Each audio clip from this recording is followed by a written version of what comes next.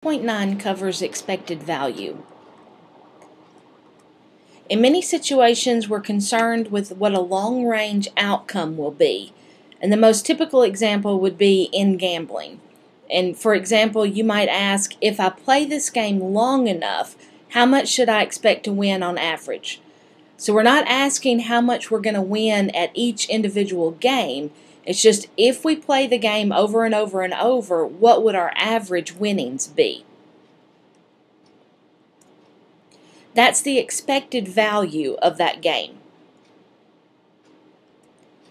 Expected value is also referred to as mathematical expectation, since it's what we expect to gain mathematically. So whenever you hear the phrases expected value or mathematical expectation, that's referring to the same thing. And it's just what we expect to win on average. Well, there's a formula for finding the expected value. In this formula, E stands for the expected value. And if you notice, I have several terms. In each term, I have an M and a P. Well, each P is the probability of that event happening, and each M is the payoff for that event happening. So M sub 1 and P sub 1 would be the probability of the first event and the payoff for the first event. M sub 2 is the payoff for the second event, and P sub 2 is the probability for the second event. So I take each event and compute its probability and multiply that probability by the payoff for that event. After I compute all these products, I add them together, and this gives me my expected value. Let's look at an example. The rules for a game are as follows. I draw one card from a standard deck of cards. I win $5 if I draw an ace. I win $4 if I draw a king, and I collect nothing or I win nothing for any other card drawn. Well, if you play this game long enough, what should your average win per game be? So I'm not asking what I'm actually going to win if I play it once. It's if I play it long enough, how much should I average per game? So let's look at our different options. The events are drawing an ace, drawing a king, or drawing any other card. Those are the three events that I'm considering. Well, if I draw an ace, I win $5. The probability of drawing an ace, since there's 4 aces out of 52 cards, my probability is 4 out of 52. You can reduce that if you want to, or you can just leave it as 4 over 52, because we'll reduce our final answer. Well, the earnings for a king is $4. And since there's 4 kings, my probability of drawing a king is also 4 out of 52. I collect nothing for drawing any other card, so my winnings is 0. And if I take out the 4 aces and the 4 kings, that leaves me with 44 other cards. So the probability of drawing a card other than a king or an ace is 44 out of 52.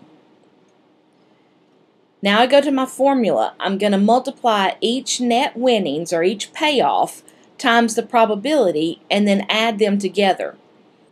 So I have 5 times 4 out of 52, plus 4 times 4 out of 52, plus 0 times 44 out of 52.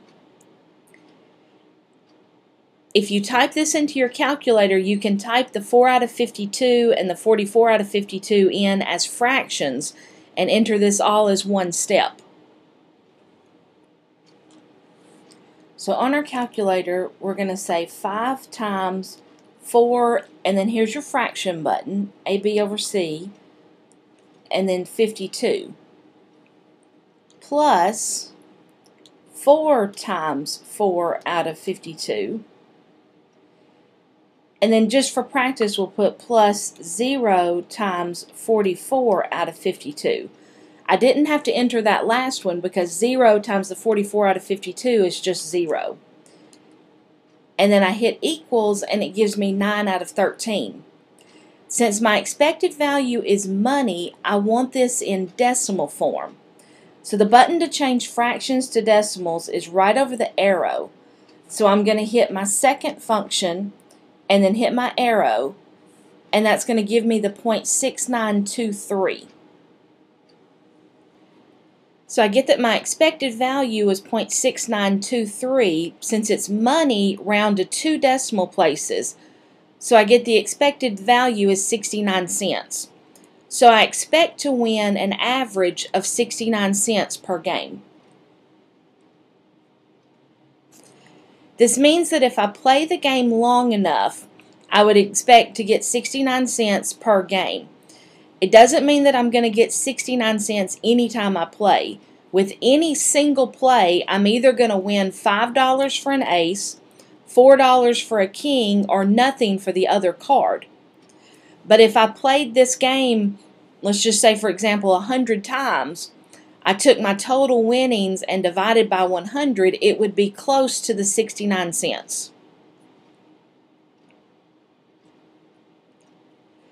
Just a warning, don't round any values until the very last step. This is why I use the fraction button instead of going ahead and dividing those fractions. Here are just a few general rules that I follow with the calculator.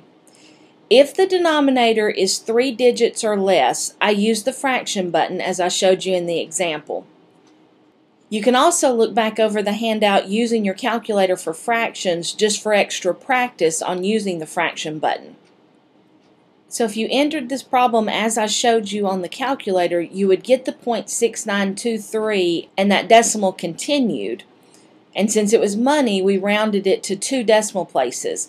And be sure to include the $sign with your answers. If the denominator is 4 digits or more, you can't use your fraction button. The fraction button on this calculator limits you to a denominator of 3 digits.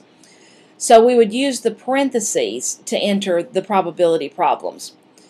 So another way I could have entered this one is 5 times and then in parentheses do the division 4 divided by 52.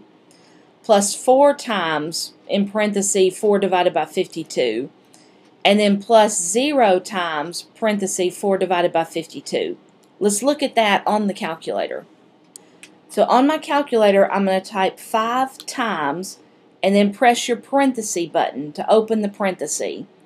And then we're going to say 4 divided by 52, and then close your parentheses. Leave that in your calculator, don't round it, and press plus, and then we're going to say 4 times, open a parenthesis, and type 4 divided by 52. Close your parenthesis. And then we can either type in the plus 0, or we can leave it off. Just for practice, let's type it. So plus 0 times, and then in parentheses 44 divided by 52, and close your parenthesis. And then at the very end, press equal, and we get the exact same answer, the 0.6923. Well, let's look at the next part on fair games. A game is considered fair if the expected value equals the cost to play. This simply means if you play the game long enough, you shouldn't win or lose any money. And on the other hand, the host of the game shouldn't win or lose any money. Everyone's going to break even. So an example, a game involving drawing a card from a deck of cards has the following rules. You win $10 for drawing an ace, you win $5 for drawing a queen, and you win nothing for drawing any other card. What would be a fair price to play this game? Well, the fair price is going to be the expected value of what you win. So let's look at the event of drawing an ace. We expect to win $10, and the probability for drawing an ace is 4 out of 52. Then the event of drawing a queen, we expect to win $5, and the probability of drawing a queen is also 4 out of 52. There's 4 aces and 4 queens. For drawing any other card, we expect to win nothing. And if we take out the 4 aces and the 4 queens, there's 44 other cards out of the 52. So our expected value is 10 times 4 out of 52 plus 5 times 4 out of 52 plus 0 times 44 out of 52. Let's type that into our calculator, and since the denominator is 2 digits, I can use my fraction button. So I'm going to begin with 10 times 4 and hit my fraction button and 52 plus 5 times 4, hit my fraction button, and 52. Since the last term is being multiplied by a 0, I can omit it and just hit equals. This is 1 2/13. And since it's money, I want this as a decimal. So hit second and then your arrow, because above that it's the FD button. It changes from fractions to decimals. So this is 1.153846, and it continues on. So if I round to 2 decimal places, our expected value is $1.15. Since our expected value was $1.15, $1.15 is a fair price to play this game. Basically, that means on average I expect to win $1.15 per game. So to make the game fair, I should pay $1.15 per game. That way I'm not winning or losing any money, and the house is not winning or losing any money. Well, let's look at a situation where we figure in the cost to play. This is the same example as before. A game involving drawing a card from a deck of cards has the following rules. You win $10 for drawing an ace, $5 for drawing a queen, and nothing for drawing any other card. If this game costs $2 to play, what is the player's expected value? Well, we just computed the expected value without using the $2, and we got that it was $1.15. So if I'm expected to win $1.15 and I'm paying $2, then I expect to lose 85 cents per game. Let's see how to calculate that using the expected value formula. The winning for an ace is $10, but this time I'm subtracting the $2 I paid to play. So if I draw an ace, I'm going to walk away with $8. The probability of drawing an ace is 4 out of 52. Well, the winning for a queen is $5, but remember we paid $2 to play. So if I draw a queen, I'm going to walk away with $3. The probability for a queen is 4 out of 52. If I draw any other card, I win nothing, but I have to consider I paid $2 to play. So if I draw any other card, I lose my $2. And the probability of drawing the other card was 44 out of 52. So in our calculator, we're going to type 8 times 4 out of 52 plus 3 times 4 over 52 minus 2 times 44 over 52.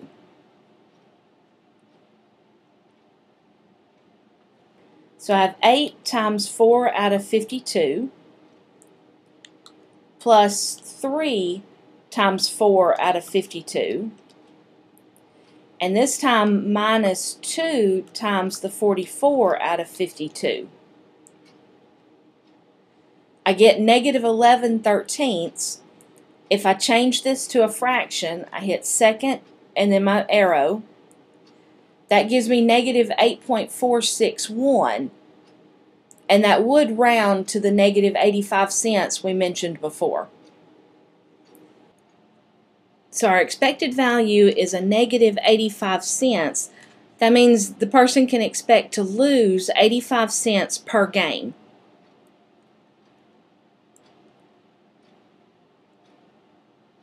Let's look at this same example, but from a different angle or from a different perspective.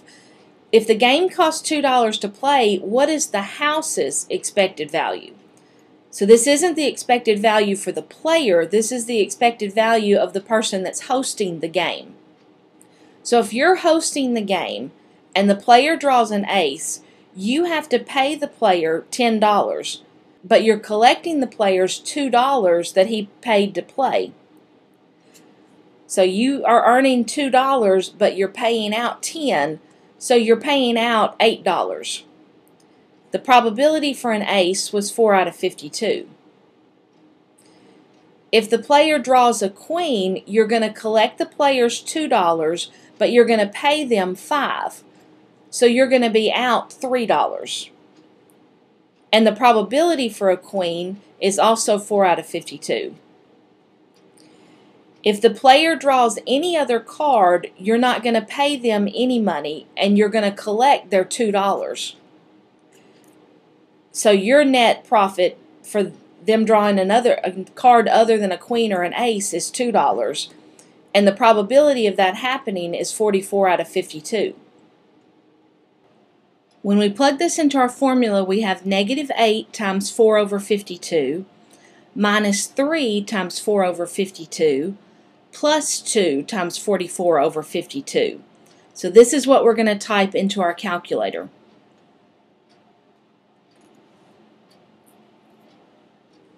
So I need to type a -8. I'm going to type my 8 and then come down and hit my plus or minus sign to make it negative. Then times 4 out of 52. The 3 was negative, but I can use my subtraction sign. So minus 3 times 4 out of 52. And then finally plus 2 times 44 out of 52. And hit equals. This gives us a positive 11 over 13. If you remember from the previous example, the player got a negative 11 out of 13 because they're going to lose money. If the player is losing money, the house is going to win money. So they expect to get the positive 11 out of 13. Then if I convert this to a decimal, I get the 85 cents that we've got before. This time we got our expected value was a positive 85 cents. So the house can expect to win 85 cents per game.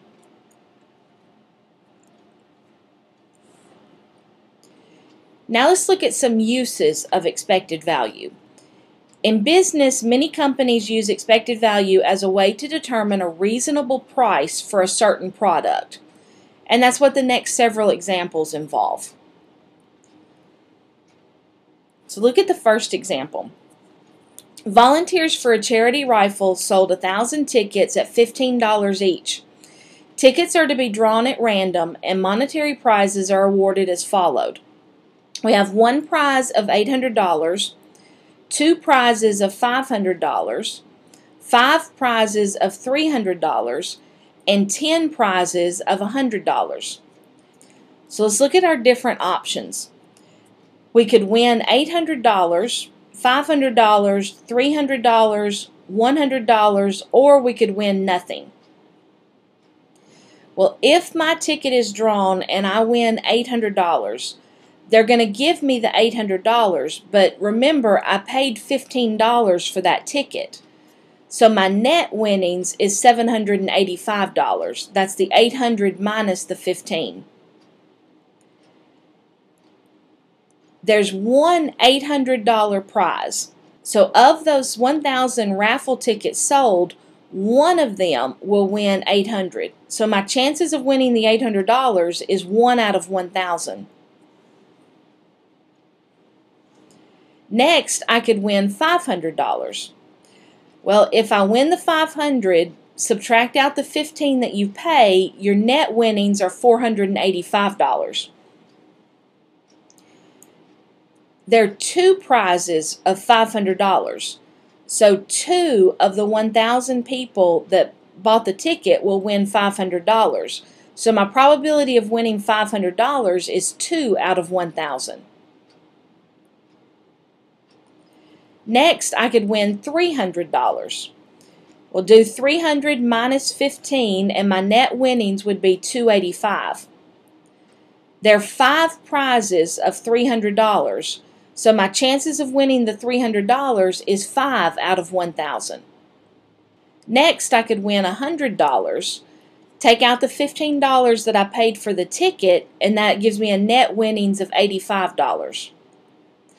There are 10 $100 prizes, so the probability of winning $100 is 10 out of 1,000. Finally, don't forget to consider the option of not winning at all. If I don't win, I'm still out the $15, so my net winnings is a negative $15.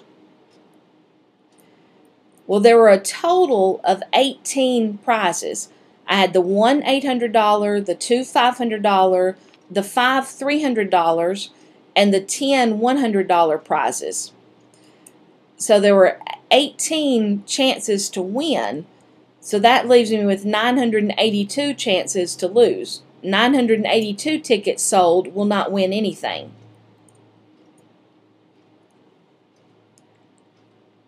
So if I type this into my formula, I have 785 times 1 over 1,000 plus 485 times 2 over 1,000 plus 285 times 5 over 1,000 plus 85 times 10 over 1,000, and then minus 15 times 982 over 1,000. This time, since my denominator has more than 3 digits, I cannot use my fraction button, so I'm going to have to use parentheses. So let's look at how to type this into the calculator.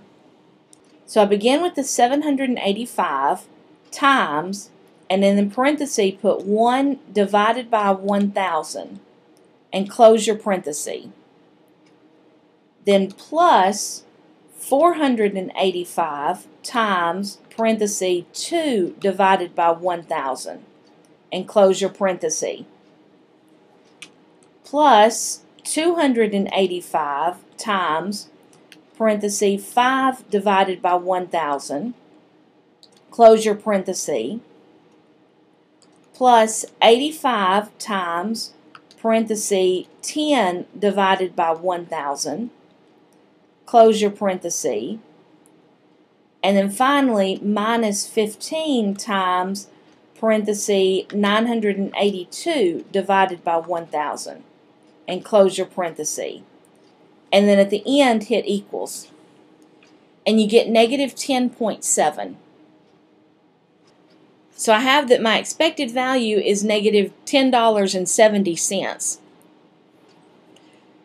So this means if I took every person that bought a ticket and averaged their winnings or their losses for paying for the ticket, each person would average a negative $10.70.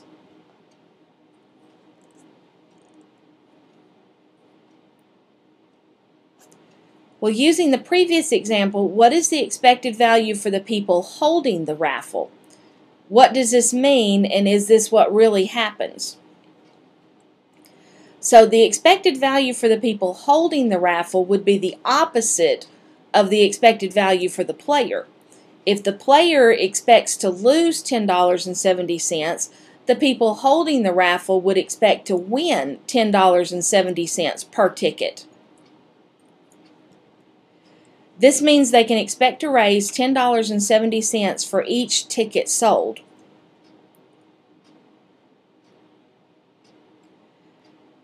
Well, let's look at the money that they actually make. They're going to make $15 for each of the 1,000 tickets sold. So they're going to make $15,000. Now let's look at the money they give away. They're going to give away one $800 prize, two $500 prizes, 5 $300 prizes, and 10 $100 prizes. So they're going to give away a total of $4,300. If I subtract this from the $15,000 that they make, that will give us their profit. So their profit is $10,700. Well, the average profit per ticket, if they sold 1,000 tickets, I divide that profit by 1,000, and that's my $10.70 per ticket that I got using the expected value formula. We're going to work all of our problems using the expected value formula. I just wanted you to see how this worked in a real example. Let's look at the next example. A contractor is bidding on jobs where he can make a $2,000 profit. The probability of getting 1, 2, 3, or 4 jobs per month are 0.3, 0.35, 0.2, and 0.15. Find the contractor's expected profit per month. So sometimes the problems will give us a list of events followed by a list of probabilities, and these are paired in order. So the probability of getting 1 job is 0.3. The probability that that contractor will get 2 jobs is 0.35. The probability of the contractor getting 3 jobs is 0.2. And the probability of the contractor getting 4 jobs is 0.15. So let's look at the different events. I've got my number of jobs 1 through 4. I get $2,000 profit per job. So if I have 1 job, that will earn him $2,000. The probability of 1 job was the 0.3. If the contractor gets 2 jobs, he gets $2,000 per job, so that's $4,000 he would profit. The probability of getting 2 jobs is 0.35. If the contractor gets 3 jobs, 3 times 2,000 is 6,000, and the probability for 3 jobs is 0.2. If the contractor gets 4 jobs, 4 times 2,000 gives him a net gain of $8,000, and the probability or the chances of getting 4 jobs is 0.15.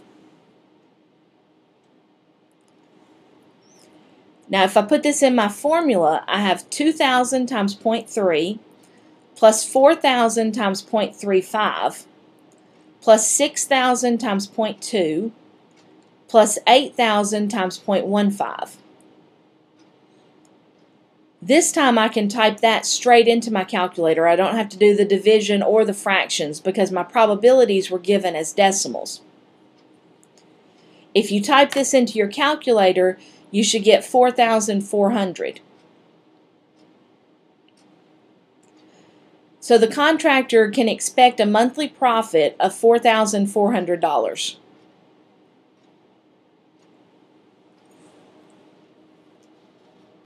Let's look at the next example. A company purchases a shipment of snowshoes for $20,000.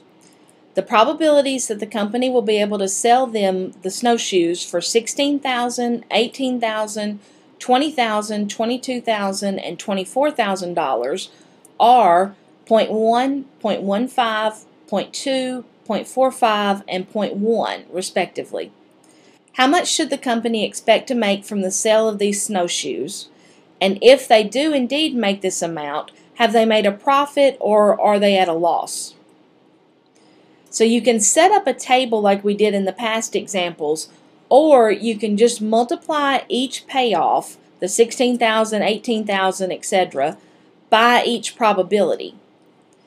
So if I go straight to my formula, I have my expected value is 16,000 times 0.1 plus 18,000 times 0.15 plus 20,000 times 0.2 plus 22,000 times 0.45 plus 24,000 times 0.1. If I type this into my calculator, I get that the expected value is $20,600. So the company can expect to make $20,600 from the sale of the snowshoes. Now I'm going to consider my cost. It costs the company $20,000 to purchase those snowshoes. So since the company is only paying $20,000 for the snowshoes, and they're going to make $20,600, they expect to have a profit of $600. I took the $20,600 and I subtracted the $20,000.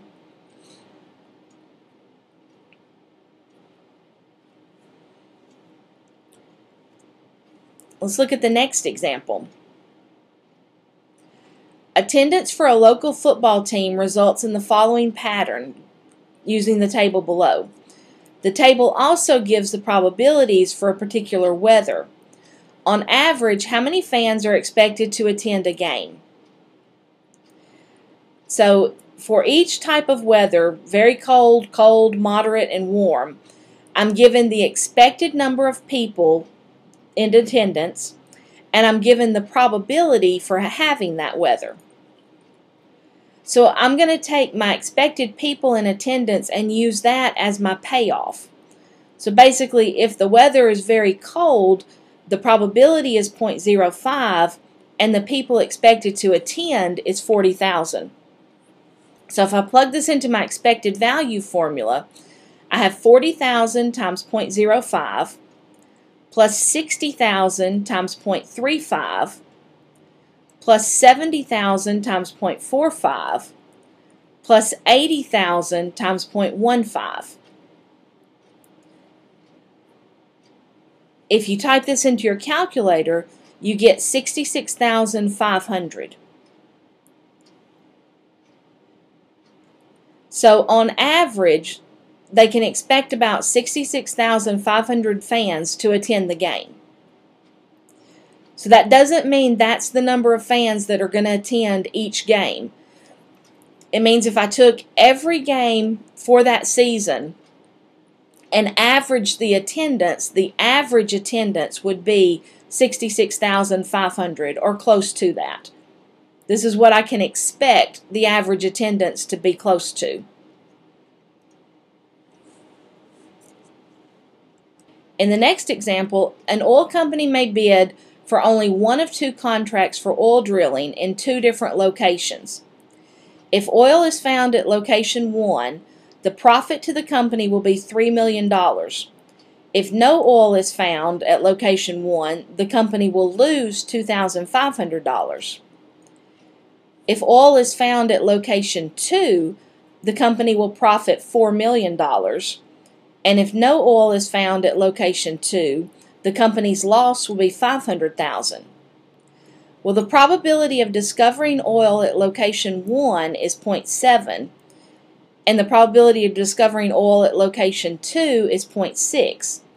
So we want to know which field should the company bid on. Well, this problem has two parts. I'm going to calculate the expected value for each location, location 1 and location 2. For each location, I have two outcomes. I either find oil or I do not.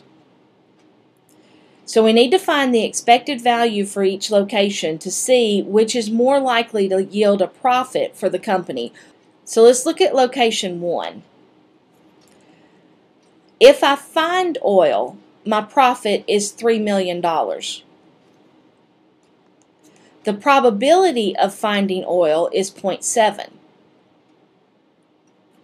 At location 1, if I do not find oil, I lose $2,500.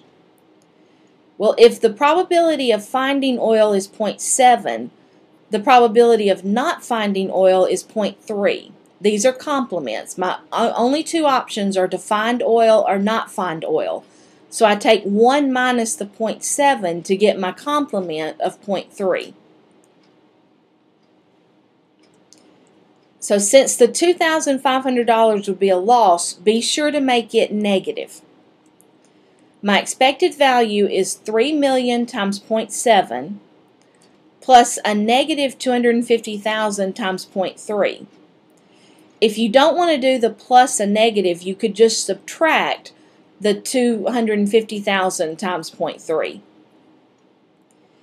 If you put this in your calculator, you're going to get the expected value for location 1 is $2,025,000.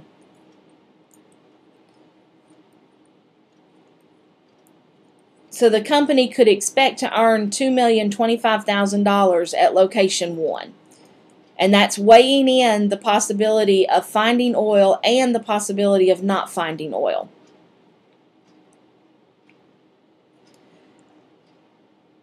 So let's look at location 2. The profit for finding oil at location 2 is $4 million. My probability of finding oil at location 2 is 0.6. The probability is lower, but the payoff is higher than at location 1. Well, if I don't find oil at location 2, I'm going to lose $500,000. And the probability of not finding oil, I do 1 minus 0.6 and I get a 0.4. And again, since the $500,000 would be a loss, we're going to make it negative. My expected value is 4 million times 0.6 plus a negative 500,000 times 0.4. In your calculator, you could just say 4 million times 0.6 minus 500,000 times 0.4. If you do this on your calculator, you should get 2,200,000. So the company can expect to earn 2,200,000 at location 2.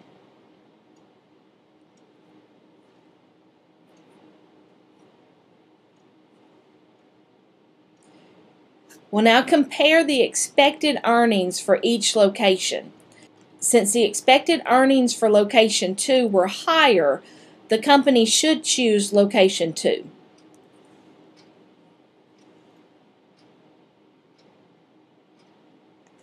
Now in the final example, suppose it is known that the probability for a 40-year-old man to survive 1 year is 0.99. Also suppose that an insurance company sells the man a $10,000 one-year life insurance policy for $200. What is the probability the man will not survive? What is the expected value of this policy for the insurance company? And then part C, suppose the insurance company needs to increase their profit to $150. What should they sell the one-year policy for in order to get that desired profit? Well, let's look at part A. What is the probability that the man will not survive? Well, the probability of surviving and not surviving are complements. So the probability of not surviving is 1 minus the probability of surviving. So that gives me 1 minus 0.99, which is 0.01. So the probability of not surviving is 0.01. So next, what is the expected value of this policy for the insurance company? Since this is from the insurance company's viewpoint, any money the company collects will be viewed as a positive payoff, and any money the company pays out will be negative. If I was looking at it from the man or the policyholder's perspective, I would do the opposite.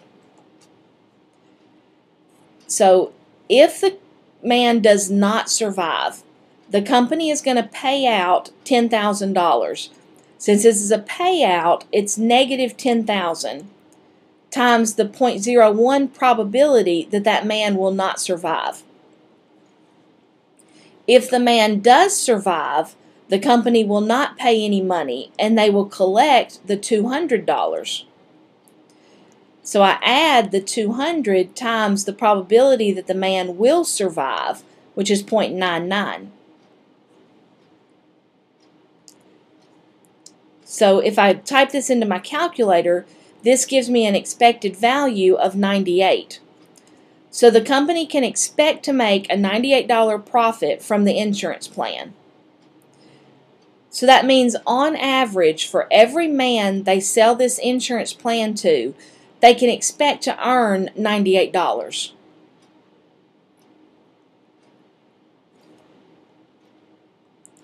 Then in part C, suppose the insurance company needs to increase their profit to $150. What should they sell the one-year policy for in order to get this profit? So let's go back to our expected value formula. For this problem, you simply let the expected value, the E, be 150, and instead of the policy price of $200, we're going to let the policy price be an X. Every other value is going to stay the same. So we have 150 equals negative 10,000 times 0.01 plus X times 0.99. And now we're going to solve this equation for X. So if I multiply the negative 10,000 times 0.01, I get negative 100. And I just move the 0.99 in front of the X. So next I'm going to add 100 to each side, so I get 250 equals 0.99x. And then finally divide by 0.99. And I get that x equals 252.52 repeating. Since this is money, I'm going to round that and say the insurance company should charge $252.53 for the policy. Whenever you have money, always round your answers to 2 decimal places.